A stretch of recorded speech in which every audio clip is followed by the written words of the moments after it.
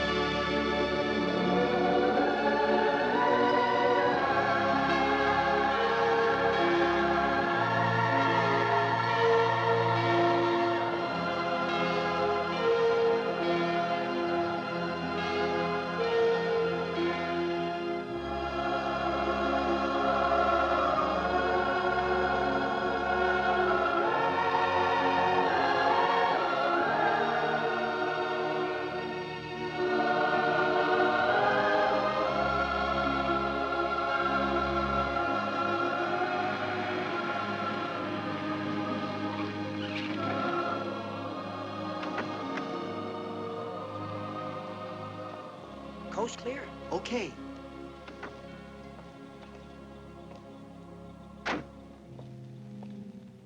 I'll get the change. Never mind, keep it. Sure, and a happy good yontif to you, me lad. Thanks, and a happy new year to you, too. And that makes it twice I'll be celebrating it this year.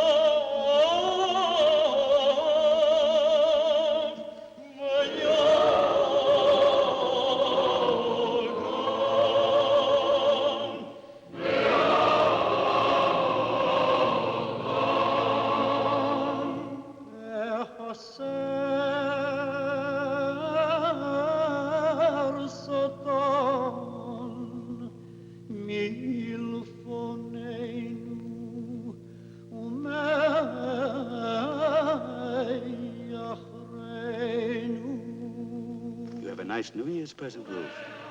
Your son is home. Yes. Yes, I have.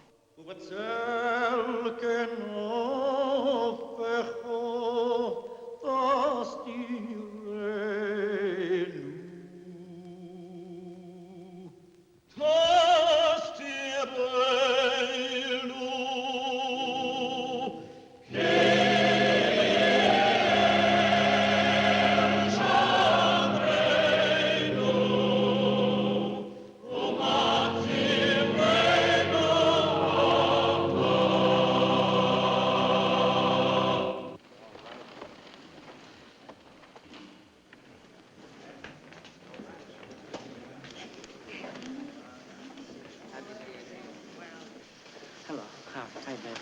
Hello. Awfully glad to see you back, Jerry. Thank you, Mrs. Ross. Hi, Jim. Welcome home, Jerry. Thank you. Mom. Oh, Mom. Oh, you look wonderful. And I feel like she looks. Hey, Pop. How are you? Oh, come on, you'll never be too old for that. All day long, I had a feeling you'd be home for the holidays. Well, what do you mean feeling? I sent you a telegram. Didn't you get it? David Golding, you got a telegram from Jerry and didn't tell me? I didn't want to worry you. He said he was getting a lift in a jet plane. It's better I didn't know. Anyway, you're home. Home for good. It is for good. Oh, you bet. And I got the paper to prove it, too. I'll keep it. You lose things. Welcome home, Jerry. Well, thank you, Doctor. It's nice to be home. Honorably discharged. They all say that, Ruth. Not with his name. Jerry, take your mother home. I must speak to the Board of Trustees for a moment. Okay, Pop. Oh, Mom. You look wonderful. You said that before. Okay, you're beautiful and I love you. I like that better. Uncle Louie. Welcome home, Thank Jerry. you. It's good to have you back. Thank you. It's nice to be back. And by the way, the guys sure do love you. Thanks for the salamis. You know, you personally fed Squadron D for 2 months. I got a slogan. Send a salami to your boy in the army. See you at the house, Jerry. Okay, Uncle. Say, Mom, you suppose Papa will mind? I got an appointment. A friend of mine's in Philadelphia just for tonight, and I promised to say hello. I know it's New Year's Eve, but I'll be back in time. Do I know who she is? Oh, I didn't say it was a she. What's her name? Oh, Mom. Happy New Year, Mrs. Golding.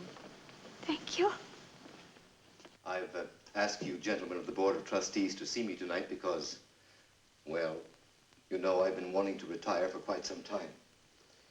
And now that my son is back from Korea, I'd like to ask your permission to tell him that he can succeed me as cantor of our temple. David, excuse me. Are you sure Jerry wants to be a cantor? He's been away 2 years now. Young men change. Need I remind you, gentlemen, that since 1790, every cantor of the Sinai Temple has been a Golding? From my father, all the way back to his great-great-grandfather. Jerry was born and educated to become a cantor. He's dedicated to the temple. It's where he belongs. David, I speak not only for myself, but for the Board of Trustees. We'll be proud and honored to have Jerry succeed you as the next cantor. Thank you. Congratulations. Thank you very much. Ladies and gentlemen, the lovely, the talented Miss Judy Lane.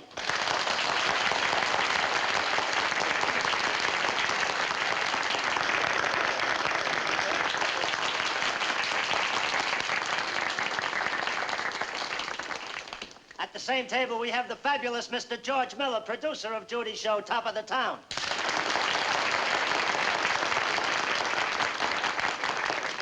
It's now going through its tryout pains right here in Philadelphia.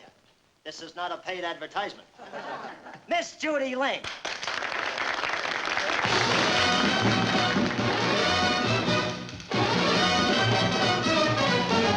It was just one of those things, just one of those crazy things, one of those bells that now and then rings. Just one of those things, it was just one of those nights, just one of those fabulous flights, trip to the moon on gossamer wings. Just one of those things, if we thought a bit of the end of it when we started painting the town, we'd have been aware our love affair was too hot not to cool down. So goodbye, dear, goodbye, goodbye, amen. Here's hoping we meet now and then. It was great fun, but it was just one of those things. One of those things, one of those things. It was just one of those things.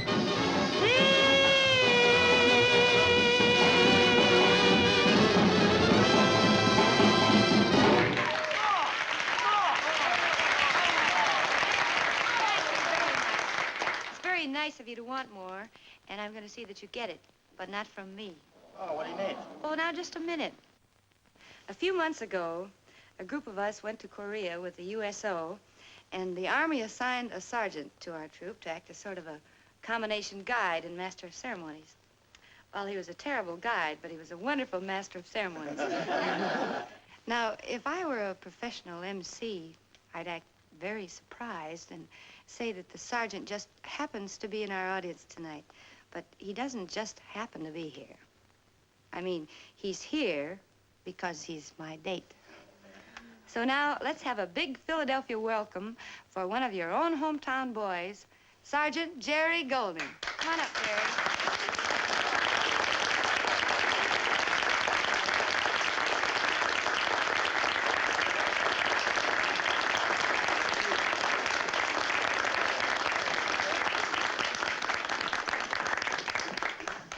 Hello, Jerry.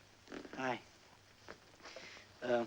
Thank you, Miss Lane. Honestly, if I'd known you were going to do this to me, I'd have taken the easy way out and re-enlisted. Thank you for your applause, but I'm really not prepared. I wouldn't know what to do for you. We'll do what you did in the Army. You mean you want me to shoot these people? It's all yours, Jerry.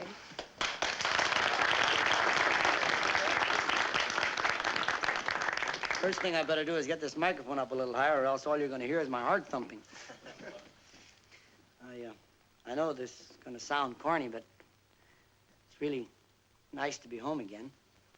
And very exciting, too. Gosh, how things have changed in the short time I've been away. You've made such progress. I mean, today everything is drive-ins. People drive in to eat, they drive into laundries, they drive into movies, they drive into each other. You don't think they're reckless? And wait till you see the new automobiles. Oh, next year's car, what progress. Next year's car is going to be jet-powered with air brakes and unbreakable windshields. You're going to be able to drive up to 200 miles an hour, stop on a dime, and press a button, and a putty knife scrapes you off the windshield. Tell me, it was safer in Korea. Of course, I don't want you to think mentioning Korea means I'm about to tell you of my brave deeds or what a great soldier I was. That is not my intention. It is not my intention. However, honesty compels me to cite one instance. I remember we were flying back from our 49th bombing mission. I bailed out. It seemed a rather cowardly act at the time. But when you stop to consider I was rear gunner and that the rear was shot away from the rest of the ship, you might find it in your hearts to forgive this mad impulse.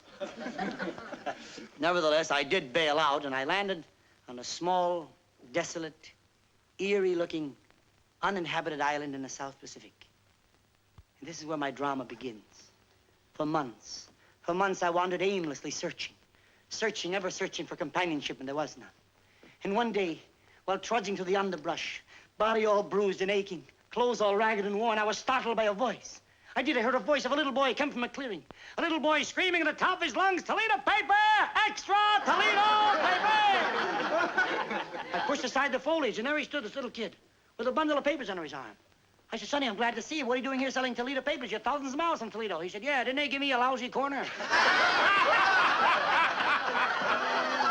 Well, sir, before I could buy a paper, he disappeared.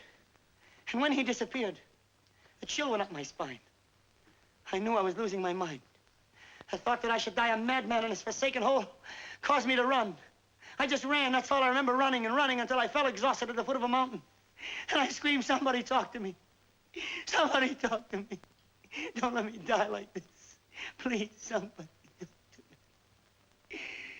And just then, a crevice appeared in the mountainside.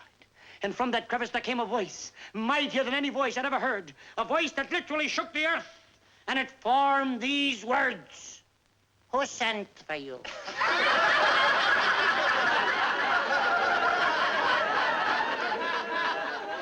Sure, kind of a thrill to hear you laugh at me.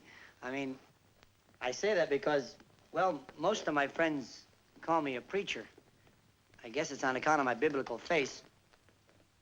Some of them say I'm a philosopher. But, well, if I must have a philosophy, this is it. And I'd like you to hear it. Living the life. Let me sing, give me a melody. I don't need very much to be living the life I love. If a song takes you away from care, look around and you'll find me there, living the life I love. Just let me earn my daily keep. I don't need a bank full. And when I lay me down to sleep, if I just wake up in the morning, I'm thankful. In my heart, I have my treasure stored. Thank the Lord I'm living a life I love. Just let me earn my daily keep. I don't need a bank full. And when I lay me down to sleep, if I just wake up in the morning, I'm thankful. In my heart, I have my treasure stored. Thank the Lord, I'm living the life I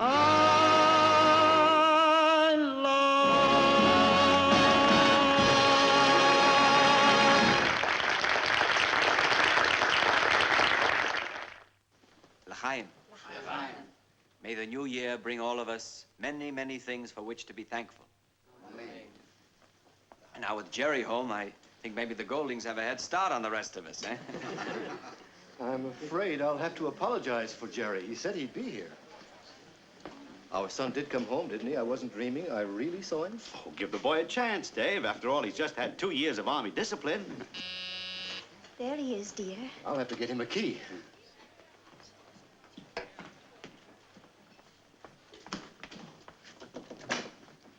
Oh, Mac. David, nice to see you. Oh, be careful of the flowers. Happy New Year. Happy New Year to you. Ruth. Dan McGurney. I thought you'd forgotten us. Oh, no. Happy New Year, darling. Oh, you shouldn't have done it. They're beautiful. Come along in. I'll get you something to eat. Thank you. Dad, how are you? Happy New Year, Louis. Thank you, thank you. This is a suit for an umpire? Well, he's got bad eyes. He thinks that's blue serge. You can have your blue suits. I have to wear one all day at the ballpark. I like something different. Come on in, Dan, and meet the folks. Ladies and gentlemen, I want you to meet our old friend, umpire Dan Happy New McGurney. Year, folks. Hello, Joseph. Nice to see you, Doctor. Thank you, David. Boy, that was a raw decision you made at home plate. Yeah, well, I call him the way I see him, and I was a little closer than you were. Louis, look what Dan brought me. Isn't he an angel? Ruth, in Philadelphia, we don't call umpires angels. No, but this afternoon the fans try to make him one. Tell me, Louis, how's the lampshade business? Oh, lampshades. I gave it up 2 years ago for real estate. Real estate? Well, you must be loaded. Oh, I'm not in that now. By swamp manipulation, I got out just before the boom. Louis now a toy manufacturer. Yeah, they say Thanks, that's Ruth. as steady as the birth rate. Well, you keep pitching, Louis. You'll find something that'll pay off. Yeah, lampshades did, but I gave that up. Hello, Jerry. Welcome home. Thank you, Miss Robbins. Happy New Year, Jerry. Same to you. Jerry. I'm sorry, Frank. Oh, don't leave for a moment, please. Mrs. Robbins, Mr. Robbins. All right. Mac, Jerry, my boy, it's good to see you. good to see you, too. When you hang up the uniform? When I get it off tonight. And, Mom, I hope the moss left me at least one suit. Sorry I'm late. I understand, dear. You look wonderful, Mac. Thanks. Happy New Year, everybody. For you, Jerry. Friends, by the way of a New Year's toast, I'd like to make a little informal announcement. Jerry. Sir? As you all know, for 6 generations, a Golding has served as cantor of the Sinai Temple. And as each Golding passed on, his son took his place. However, I would prefer to have my son, the 7th Golding, succeed me while I'm still here to see it and enjoy it. I've talked to the trustees of our temple, and I'm happy to announce they will accept my retirement. So by this time next year, I'll see my dream fulfilled. To your future Cantor Golding. Good luck. Good luck. Yes, Good luck, right. Jerry. May the Lord bless you and keep you.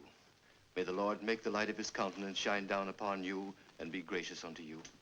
May the Lord lift up the light of his countenance upon you and give you peace.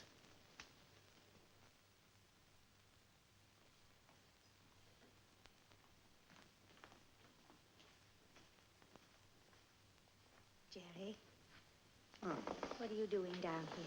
Thought you were asleep. You woke me up worrying. Oh, I'm sorry. How could I wake you up worrying? Radar, dear. Mothers have had it for years. What's the trouble? Nothing. Just the excitement of being home and all. That's a funny thing. For 15 months, I dreamed about sleeping on a soft mattress. I finally got one, and I couldn't sleep. Oh? I thought you were worrying about your father. How he's going to feel when he finds out you don't want to be a cantor. Wondering how you can be a good son and still live your own life without hurting him. Isn't that it? Yeah. Well, don't you feel better now that you've told me?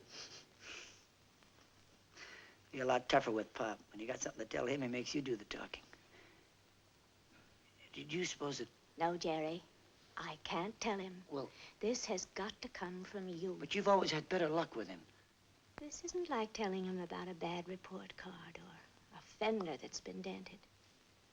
Or the time you sneaked out from the synagogue to sing in an amateur contest at that burlesque house. You knew about that? I found out. Did you tell Pop? Only that you sang and you won. Well, Mom, I won again tonight. Only this wasn't an amateur contest. A real professional audience. And a Broadway producer was there, George Miller. I got up and I sang and I ad-libbed. I tell you, they said everything I did was terrific. You should have been there. And Mr. Miller offered me a part in his show. Oh, it isn't much, but at least it's a chance. And we're supposed to start rehearsals in a few days. Start rehearsals? Look, Mom, ever since I was that high, I've done things because Pop wanted me to do them. In the service, you do things because they want you to do them. Well, tonight I was doing what I wanted to do. What I've always wanted to do. Jerry, you've got to bring this out in the open. You know how your father is. Yeah. I always knew telling Pop was going to be tough, but not this tough. Come along up to bed. You'll find a way to tell him. Mom, if I talk in my sleep, will you bring Pop in to listen? Sergeant, you're still a little boy. Come along, dear. You go ahead. I'll be up in a minute. I can't sleep either. Well, in that case, little lady, I have just the remedy for you. My mother taught it to me when I was a little boy. Sit down. I think you'll remember this.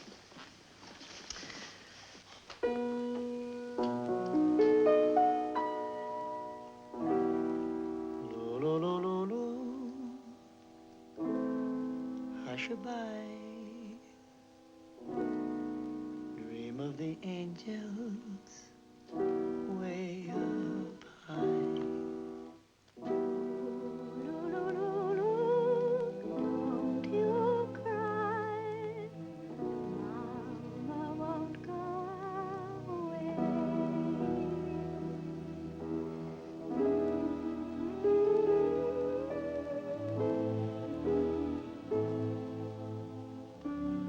What? By this time, you were always asleep.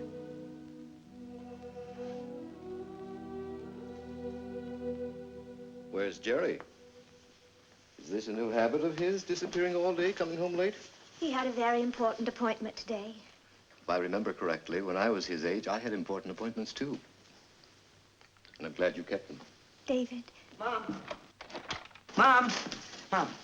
Going to New York with it. Jerry? Well, hurry up, son. Mustn't be late for the services. Dear.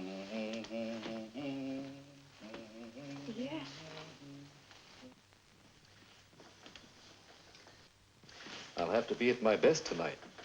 This will be the last time I'll officiate at the high holidays. I shall proudly announce to the whole congregation that our next Yom Kippur, Kol Nidra, will be sung by my son, Cantor Jerry Golding. Well, let's go. Pop, wait. Oh, I know. It upsets you to think of the responsibilities ahead of you, Don't worry, I was like that. I can't let you make that announcement. I don't want to be a cantor. I'm sorry, Pop. You don't want to be a cantor?